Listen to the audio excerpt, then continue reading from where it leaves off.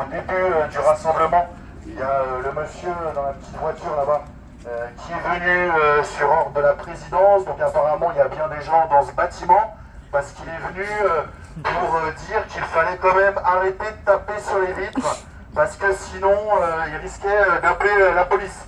Donc on lui a dit que franchement avec le petit pot de départ qui se prépare pour Bayrou-en-Ville, les flics ils avaient peut-être autre chose à foutre, mais surtout que la résolution du problème elle est en fait du côté de la présidence. Il suffirait d'accepter de recevoir une délégation, il suffirait d'accepter d'inscrire les 100 facs et en fait il n'y aurait plus besoin de dire oh là là les murs vont trembler, oh là là il faut que les étudiants arrêtent de taper sur les vitres.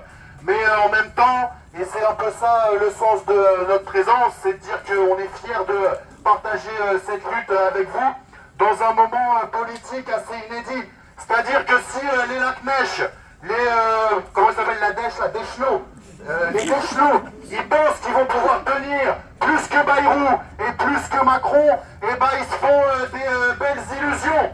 C'est-à-dire que si même le gouvernement est en train de dégager, avant même la date du 10 septembre, cette présidence, si elle pense qu'elle a une main de fer, si elle est bien assise dans son petit fauteuil douillet, elle se trompe. Et la seule clé de la réussite, la seule manière d'inscrire l'ensemble des 100 facs, c'est de continuer la mobilisation.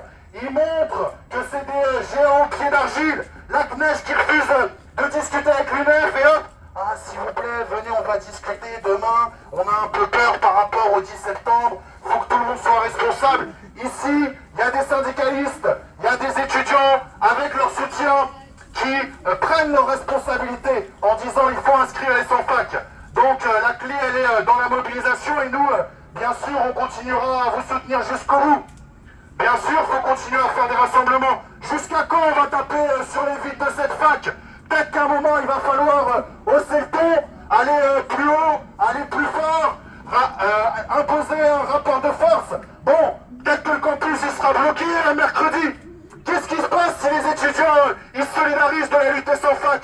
Qu'est-ce qui se passe si la fac elle est bloquée jour après jour? Qu'est-ce qui se passe si à un moment il y a des étudiants qui décident d'occuper l'université? Et bien ce qui va se passer c'est que Lacnèche, que Deschenaux, que l'ensemble de cette présidence, elle va plier, elle va être obligée d'inscrire les 100 fac et nous on sera fiers de ça et on va travailler avec vous pour gagner pour les 100 fac et bien au-delà. Ensemble on peut gagner, ensemble on va gagner. Ouais.